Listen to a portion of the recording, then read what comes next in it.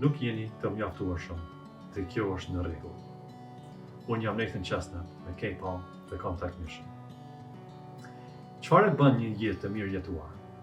Sa gjëra të mira duhet të bëjmë që të ndihemi sikur kemi bërë një ndryshim në botë? Dhe çka nëse ndodh të bëjmë diçka vërtet të tmerrshme? A ja anulon kjo të mirën që mund të kishim bërë?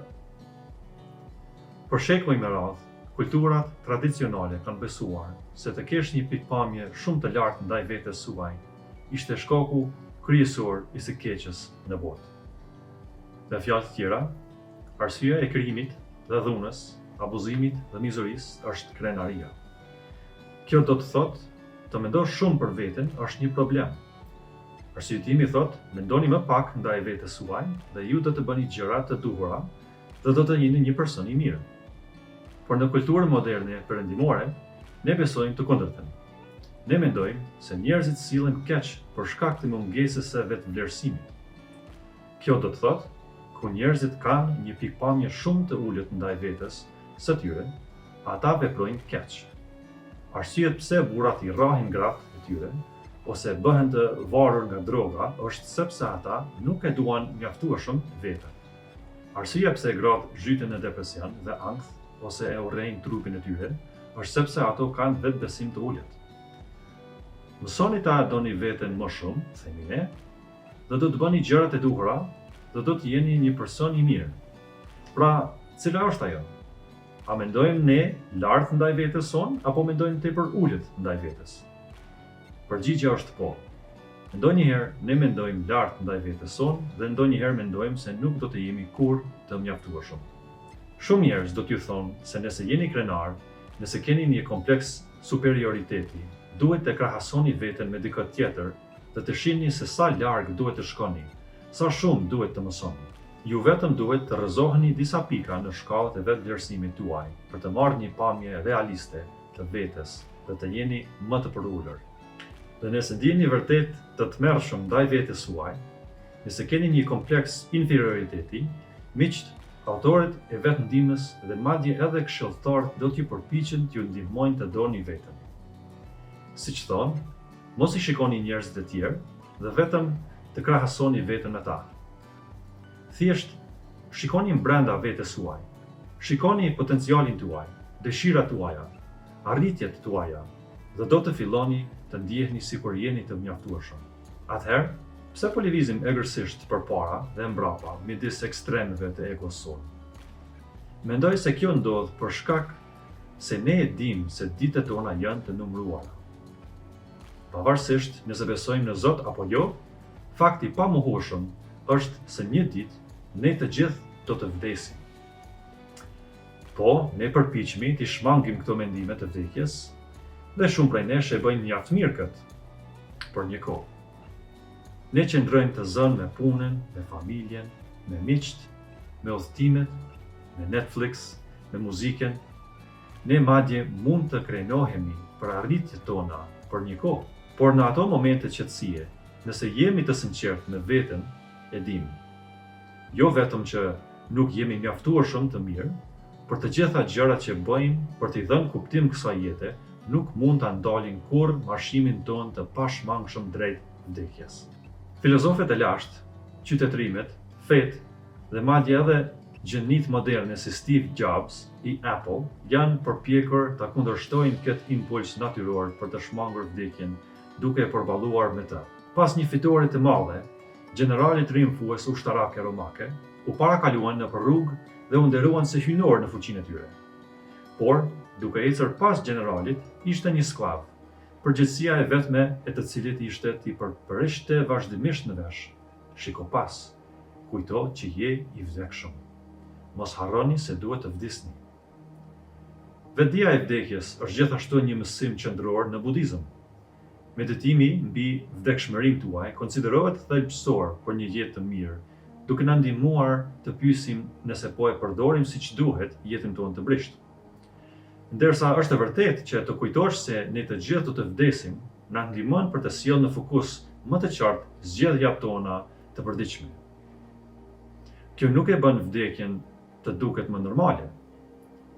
Edhe po që sigurt sa lindja jonë, por ne nuk mund të pajtohemi plotësisht me realitetin e saj. Dhe përballja me vdekjen si një fakt i jetës nuk e zgjidh problemin me të thellë pse ne vdesim. Perëndia zbulon në shkrim se vdekja është pasojë e mëkatit. Mëkati jo vetëm që sjell vdekjen, por lind edhe vdekjen. Sepse paga e mëkatit është vdekja, por dhuntia e Perëndis është jeta e përjetshme në Jezus Krishtin, Zotin tonë. Romanëve 6:23. Pastaj lakmia, pasi mbarset, pjell mëkatin dhe mëkati si të kryhet gjizë vdekjen. Jakobi 1:15. Për të përjetuar lirinë e vërtet nga krenaria dhe neverinë ndaj vetvetes, lirinë e vërtet nga tirania e vdekjes, ne duhet të çlirohemi nga tirania e vetvetes, nga vendosja e identitetit ton në atë që bëjmë ose sa të mirë jemi, nga ecja në rrugën tonë.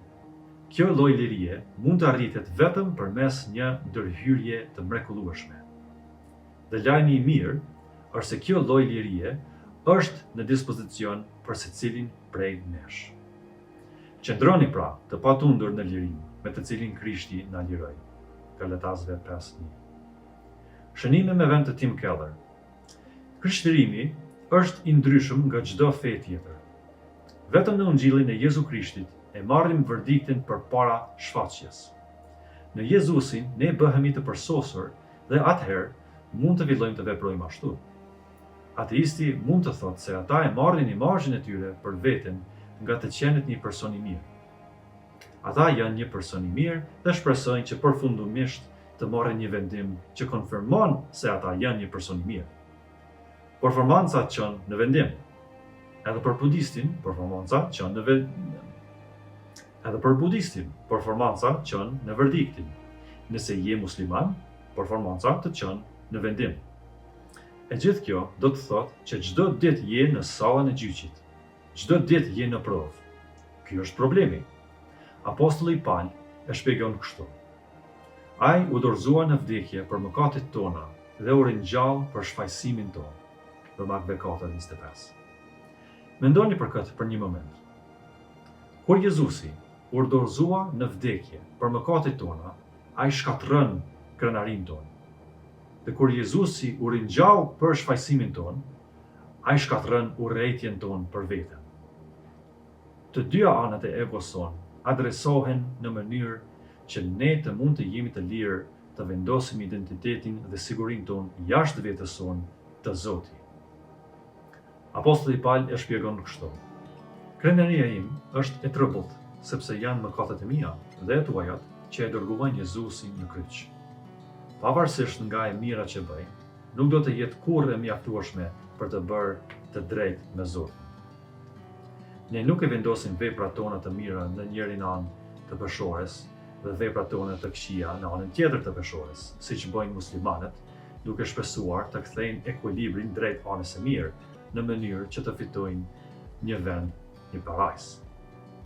Siç vuri një edukje Jakobi, vllai praktik i Jezusit, sepse kushdo që e zbaton gjithë ligjin, por e shkel në një pikë, është fajtor në të gjitha pikat. Jakobi 2:10. Nëse nuk kryej vrasjen, por në vend kësaj vjedh, jam ende një shkelës i ligjit. Dhe kur Jezusi u ringjall për justifikimin ton, ai shkatërron urrëtitjen dhe pasigurinë tonë për veten. Ai na çliron nga vështirësitë për të bërë mjaft në mënyrë që jeta jonë të ketë kuptim.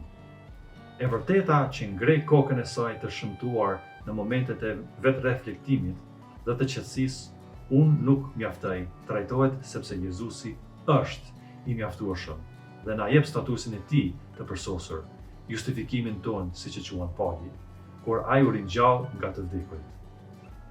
Kur e vendosim besimin tonë te Jezusi, verdikti është brenda dhe tani jemi të lirë të veprojmë në bazë të atij verdikti. Për shkak se Perëndia më do dhe më pranon, nuk më duhet të bëj gjëra vetëm për të ndërtuar rezumen time. Nuk më duhet të bëj gjëra që të duken mirë. Nuk kam pse të dëshpërohem kur dështoj. Unë mund t'i bëj gjërat për gëzimin e kryerjes së tyre. Unë mund t'i ndihmoj njerëzit për gëzimin e thjeshtë për t'i ndihmuar ata. jo që të ndihem më mirë ndaj vetes sime, dhe jo që mund të mbush boshllekun. Shkrimtari i Hebrejve e shpreh kështu. Sepse me një ofertë të vetme, ai i bëri të përsosur për gjithnjë ata që shenjtrohen. Hebrejve 10:14. E vërteta e Ungjillit është një zgjidhje e menjëhershme, një punë e vazhdueshme dhe një shpresë në të ardhmen. Jo, nuk jemi mirë siç jemi tani, por në Krishtin ne fitojmë lirinë nga tirania e asaj të vërtetë. Për shkak të jetës, vdekjes dhe ringjalljes së Jezusit, ne jemi të shfaqsuar, të drejtë me Perëndimin. Me anë të punës së frymës së shenjtë brenda nesh, ne bëhemi të shenjtë dhe një ditë kur Jezusi të kthehet, ne do të bëhemi të përsosur. Faleminderit.